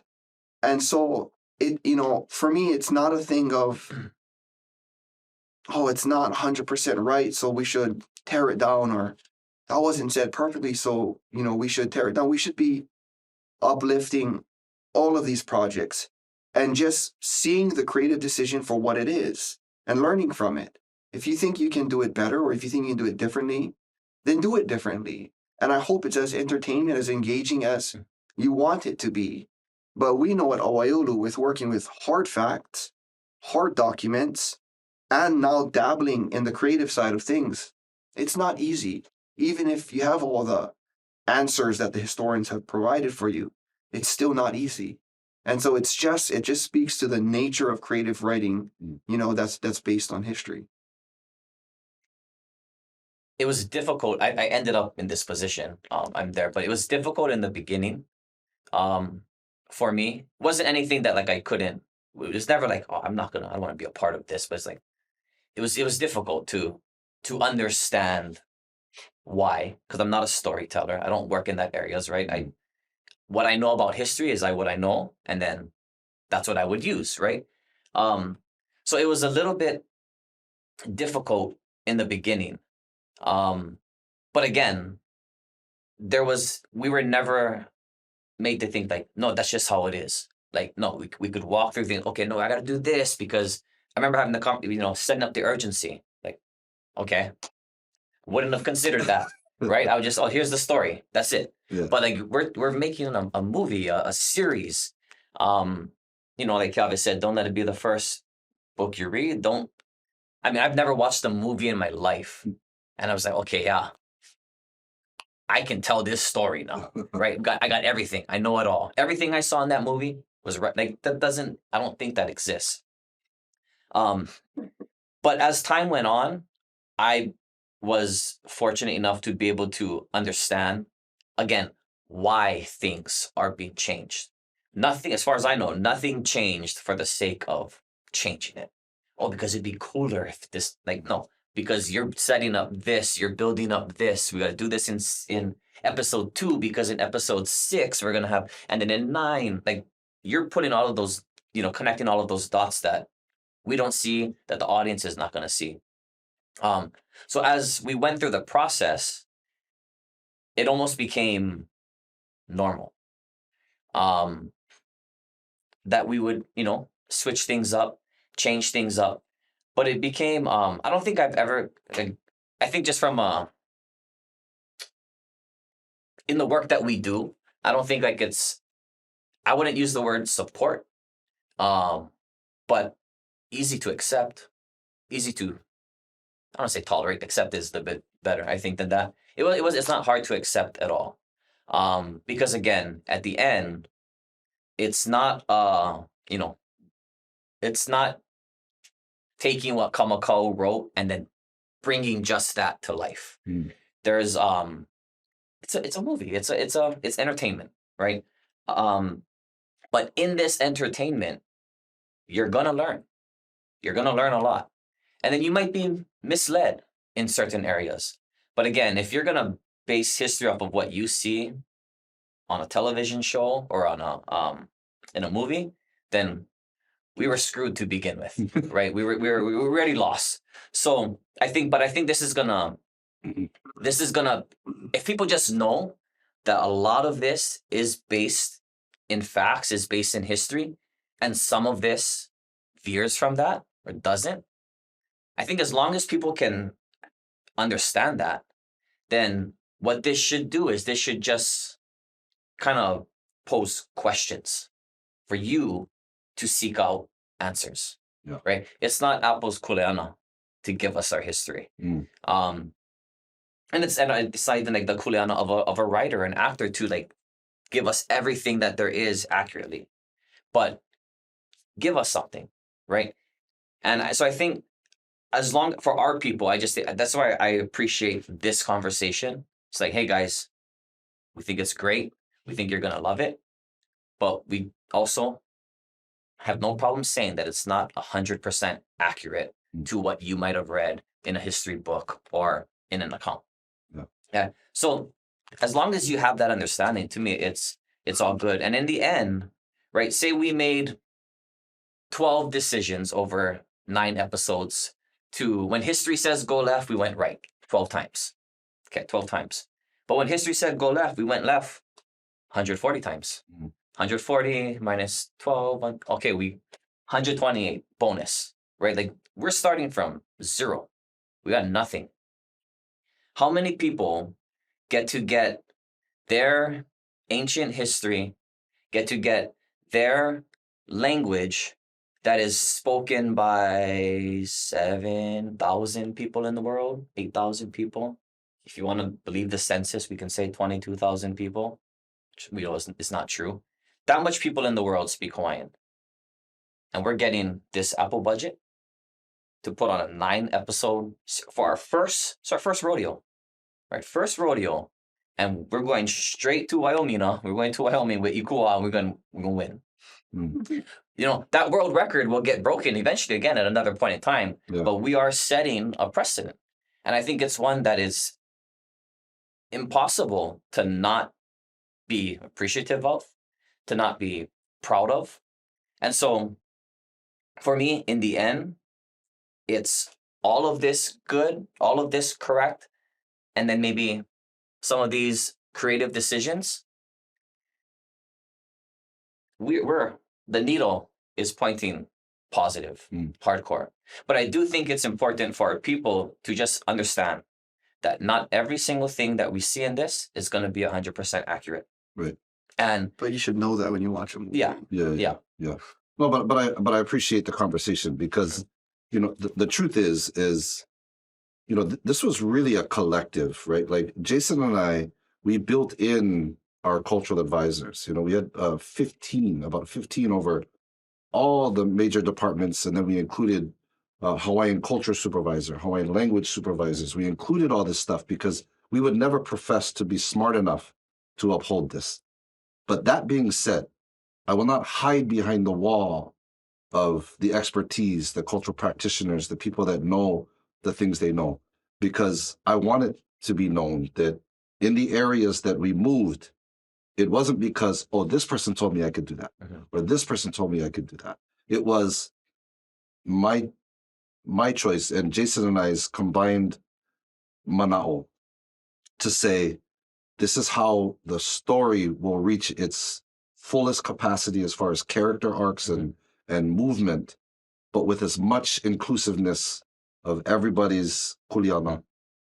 And your guys' this is why we're having this discussion, yours as well as part of that. So just because we have a buffer, I don't want, if there's going to be any discrepancies and issues, I need people to understand, look beyond the amazing, you know, group of people that we had helping us, and just look at me, because just like Puakea says, right? You shouldn't get it all from one place. What I'm hoping is this sparks something that says, oh, they told that story, I could tell this one, right? And then we can start getting more and more so that it becomes commonplace to build and be creative and, you know, have that. Like, I'm really, really excited for the things that come after this. You know, I really, truly am. But I think I would have wanted to hear, you know, way back before I ever thought of writing story, a conversation like this, and knowing that there does come a kuleana, though, if you're going to be telling a story about history, that you should know the maximum amount that you can. You know, don't just study something for a month. Like if I hear this Peruvian tale and think, oh, that's amazing, I want to do that, and I study for 2 months and build something, I'm not equipped to tell that story. It's not in my, you know, it's not in my ability to do it. But for those that are growing up, you know, in the communities as we talk about, or for local people that have stories they want to tell, you know, understand that there is a way to do it with authenticity without cutting down the creative process. And I think there's, as informative as history is, it doesn't have all the answers. Like, okay, like, you know, Umi and Oma'okamau and Pi'imaiva'a and Koi, they're going to go down to Waipio because he's got to go find his dad, and he tells Pi'imaiva'a, I think, or I think it's Pi'imaiva'a or Oma'okamau, one of them, you know, hey, hold the la'o palau, I'll be right back. What did they talk about from up Waipio to the bottom of Waipio? Kamakau didn't tell us that. 400 didn't write that down. But they just went walk 8, 9, 10 miles and not say anything. You know, did they not have any other conversations? What happened on July 11th, 1791, when they were having a conversation, you know, after a little fun in the hale? You know, what did they say? Like, we don't know all of these things. Okay, Kamehameha had his aha, and then this ali'i said this and this ali'i said that. Was that the whole meeting? Or is that just the parts that Kamakau decided, this is what I have to tell? I'm writing this story that's going to go on for years and years and years. I only get one spot in the newspaper that comes out once a week. I got to finish the story eventually. We don't know what his thought process is in all of those things. But we know that it's super informative, but it doesn't have everything. And so if you want to build out a story, right, not just an account of what happened, but a story with the characters, all these things that you said, at the very least, you're going to have to add things into it. Otherwise, he only had 2 conversations with his wahine. But we're going through a span of how many years? So, again, I think just understanding those things, and even I think on your guys' end, there was a shift from how long the season was going to be to how many seasons there was going to be. I know we had conversations about like why Ke Kuhau Pi'o was not included. Right. There wasn't going to be the time to introduce all of these characters. But if we knew that we're going to be able to go, okay, then things would have changed. So again, these are all things that we can't cover, but I just think it's important, for me, it's important for Hawaiians to understand that with every change that was made, there was reasons for it. Some were creative reasons, some were budget reasons, some were, contractual reasons. Like, we almost didn't have it in Ōlelo, Hawaii. Right? I mean, you and Jason could have just gave in and said, okay, yeah, we're going to do it. Or you could have held tight and be like, we're going to either do it in Ōlelo, Hawaii, or it's all going to fall apart. We're not going to get anything. Like, that's for me, like, that's where I feel fortunate, is that I'm privy to that information. So it's easy for me to accept these things, but I understand that not everybody has that information. And so I think it's going to be more difficult for some people to accept that. We can't go over everything, but again, for whatever it's worth, I would say, on behalf of myself, the conversation that I've had with you, with Jason, with other people, that I know that, again, right or wrong, good or bad, like it, dislike it, every decision was made with intent, with thought, with careful attention to what information we have. And there was multiple reasons for what those changes were. Yeah. I think, if I look at it, or, I said what I said about supporting creative things, but it's not that. There were a lot of things that and some things that I thought, oh man, I really disagree with this strongly to my bones. And it's not because of history or anything, it's just because certain people hold certain kapu and certain characters of history hold weight differently than others. And to me, that that was a hard thing, where knowing in history, it's not that we have to get everyone, because there's hundreds and thousands of chiefs, and they're all important in their own right, and they all should have their own story. But because there's so many, it's always the Avengers. You can't always get everyone. And so some things got changed. And while I didn't agree with it, I at least can optimistically look at it and say, if the absence of, historical truth prompts people to look into this further, and they find the truth in it, or they make their way to the history books that we tirelessly spend to, translate and all these things, then we won. That's a win there. And if they got the historical truth, that's also a win. And so optimistically, you can look, the lack of it is going to lead to something, because there are a lot of people there who will dig into history books just to prove you wrong. Guess what? Go dig. Right on. Dig away. We won. Go as deep as you can. Go. Sure. Fire away. Rip us with the facts. We know it. But you didn't before that. And so now you have that. And so however they make their way to the truth, however people find their way to the real story, right on. We won. And if this is just the trampoline to get you there, that's all this is. Chief of War is that bouncing foundation that if we do it right, we can launch somewhere. We don't know where it's going to take us, but we're going somewhere. Well, also, like, if you said, if people are that interested to figure it out, that means there's more interest in stories like this. And we don't have to tell them all. I want plenty of people to tell these stories and to work on them, and to have that spark that I had that said, hey, I can tell that kind of story. If we produce even, a handful of writers who only started writing just to show it to us, or to show it to Chief of War, say, I'm Hawaiian and I know this and I can do it better, or not, we won. That's more kids that that's more shows and books and things that my kids can now consume. That's content. That's no matter what. We're really winning here. And history, I mean, it's as important as it's not the only thing in here. Like, we're going to be exposed to different parts of our culture that people, again, maybe have not seen before, couldn't imagine it to that degree. The fact that it's in Ōlelo, Hawaii, like, how many people are going to want to speak Hawaiian? How many people are going to send their kids to a Hawaiian language school? Yeah. Like we saw this with Maunakea. We talked about it on Maunakea. That like there was a influx in Kaiapuni enrollment in the couple of years following Maunakea because, you know, we tried to utilize Ōlelo Hawaii there. It had political power. And so there was a renewed interest and enrollment went up.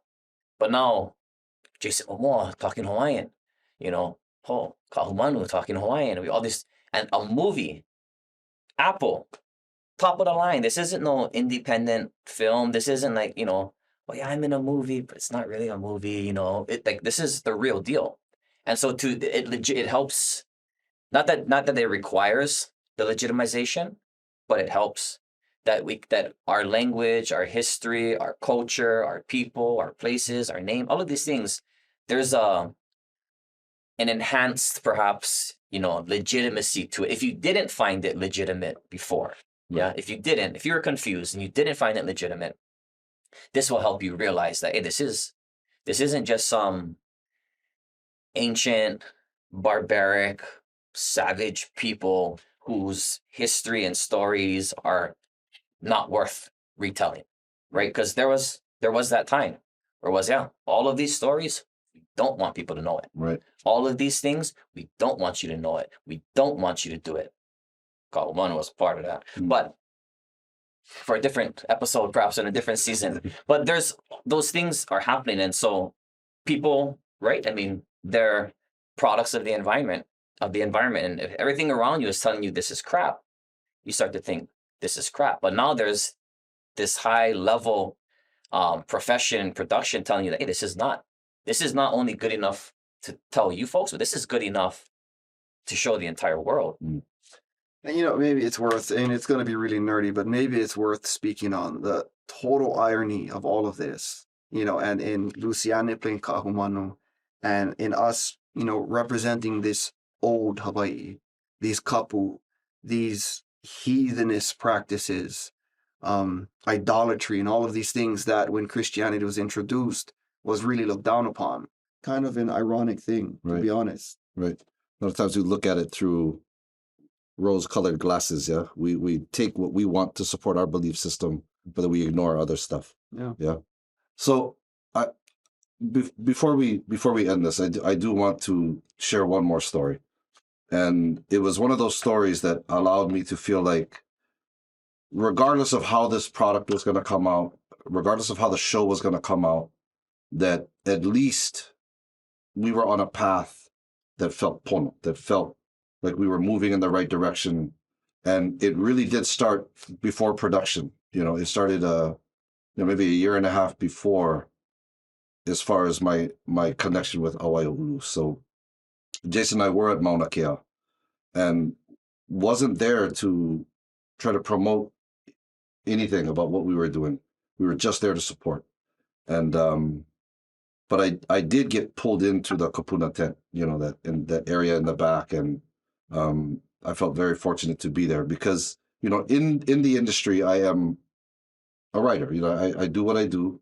I'm fairly good at what I do. I don't profess to be great, but I'm fairly good at what I do. But in the context of, you know, being in Hawaii, I don't have any like prominent roles, or, you know, people don't know me, and, you know, so I just love being around the people. So when I got called and asked to come back in the kapuna tent, that was really intimidating for me, you know. It's like being called into the ahaula. Well, it felt like The Godfather, you know what I mean? It felt like I was walking back there and the person that was sitting back there in the role of Marlon Brando was your mother, was Kaʻisai Dudua. And for some reason, she became the person that I talked to. And she holds herself in such a way that I felt like, you know, like a child, because, you know, somebody had mentioned that we were wanting to work on this project. And what it felt like is I was being observed, you know, and vetted, but also very warm and welcoming. And so I developed, you know, a relationship, you know, a phone conversation relationships with your mom. And over time, we talked about all kinds of stuff. It wasn't just about this show. I mean, I did a project I was working on a project about Kalui Ko'olau, and that's in her wheelhouse, Puakea, in their wheelhouse. So I sent them the script so that they could kind of, get a sense of who I was. But really developing this relationship for about a year and a half, we communicated, and then when we finally got this show off the ground, I was able to ask, would Awaiaulu be interested in being a part of this and helping us out? And so really the origins of language in this show actually started at Maunakea.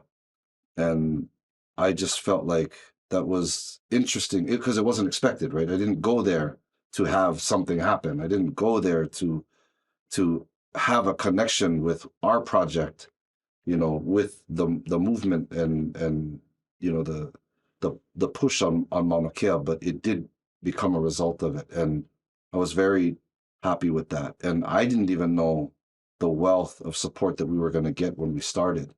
But looking back on it now, it just feels like I appreciate your humility saying there are other people that can do this job. And that's very true, I'm sure. And there's other people who could do my job. But as far as this show is concerned, I feel like there was no other way that it could have happened, or really there's no way that it should have happened without this connection. Jason and I, working with Awaiaulu, it just feels like that's the way the show was supposed to happen. So I just wanted to mahalo you guys for all of that work, all of it. And we didn't even touch on how in-depth that work really got. I'm glad we got to talk about it, but we didn't even really get to the core of how much work it was. I mean, talking about the first days on set, like I was there to help the last day on set. Keawe was in a mahi ole, ahu'ula, standing on a ladder to keep eye line, repeating lines, taking lines. I mean, it was something like Done it all. And script supervising, overseeing everything, people coming to you. I mean, it really was a lifeline for us, and to not acknowledge that, I just felt like would be a bad thing. So obviously I wanted to talk episode 2, but really it's also episode 2 and what we've seen through episode 1 leading us here. These whole 2 episodes, with the exception of very, very little, is all in Ōlelo, Hawaii. And I just wanted to make sure that we highlighted that. So thank you guys for coming. Mahalo, like really beyond today. I mean, you guys forever. You know what I mean? I love you guys and I appreciate you. So thank you for being here. Can I say one more thing? If Yeah. I can, is I know through conversations with you and really with Jason, how much you had to fight to get it in Ōlelo, Hawaii. And I felt for a long time, like, I thought this is like 30 years away, like, to like just have a shot at being able to do something like this. It's not easy, 30 years away. But, and I don't want to overdo it, but I think this is it's very political. Like I think you could put this in the category of these other, not that it's a struggle, it's luxury compared to the other things that have gone on. But when I think about like historical moments in Hawaiian history, time turning kind of events, when I think of significant historical figures, I think that what you and Jason did, I think will be a part of that timeline when it comes to revitalizing Ōlelo, Hawaii, revitalizing Ike, revitalizing national identity, consciousness. Like, I'm not gonna, overdo it and be like, like you guys are like Navahi and like, but I think really, I think I felt this since we were doing the show. I was like, I think that we could be, for different reasons, can be thrown into the books with the Navahis and the Kaulias, the people that fought for our people, that fought to not accept the status quo, And because it seems like we cannot do them, we're not going to try. And because we tried and we didn't win, we're not going to try again. Like, language, what has suppressed, I guess, like the progress of language revitalization, media is a huge part of that. You want media? You got to go read books that were translated in the 1990s, were printed on paper, were cut out with scissors, were put glue on top and put them on top of the book. Like, that's Hawaiian media, right? You want to watch a Hawaiian movie? You can watch Kalana Mai Nu'u, done by Aha Punana in 1990, whatever. I mean, low budget of the low budget. What you folks have done, because again, it wasn't something somebody came to you and say, hey, did you guys fought for this. Fought for this to the point where you almost lost it, right? I think people need to know that.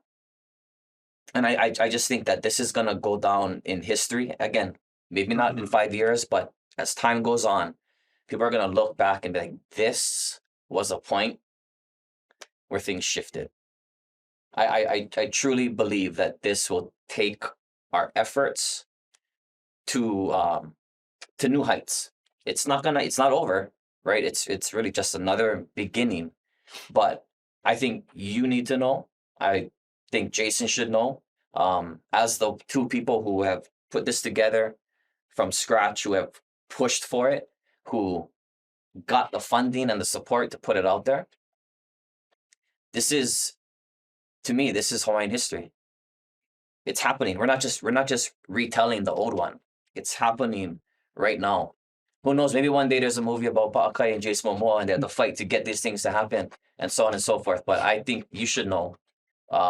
For me, the things that I care about, this is even just not even to be a part of it. Like it's life-changing to know that my keiki, who are only 4 and 6 years old, those two boys, when we were in Kauai and we watched, I think it was 3, 4, 5, they had never heard English words in their life. And we started watching it like 10 o'clock at night, past midnight. I remember Covello was just up, eyes open. And I think for the first time in his life, like he saw himself, he saw his kupuna on a TV. And for Keawe, same thing, like, you know, we raise our keiki, our families in Ōlelo, Hawaii. And I won't speak for you. You can correct me if I'm wrong, but it's pretty freaking lonely. It's lonely. It's lonely for the kids, right? It's as lonely as it can be for the makua who's trying to instill these things. It's lonely for the kids. And I know that from a Kaiapuni student, right? And it's magnified 100-fold because my kids are not Kaiapuni students. They're just Keiki Ōlelo Hawaii. But everywhere around them tells them that they're different. Everything around them tells them, you don't fit in. You're the weird one. You're the different one. This doesn't do that. This reminds them, no, you're the one who's doing it right. And in 20 years, 50 years, 5 years, whatever the case may be, there's going to be a lot more people doing this with you. Yep. And this is going to be a huge part of it. So I mahalo you and him, everybody who was a part of it, but the work, the effort, the fight that you folks put in to make this happen. Mahalo. Awesome. Thank you. Appreciate you guys. Thank you for being here. Yeah. Hello. Mahalo nui to our viewers and listeners for joining us as we dug deeper into the brilliance and burdens of Hawaii's chiefs beyond what was experienced in the Chief of War show. I'm Pa'akai Sibbett. Until next time, aloha.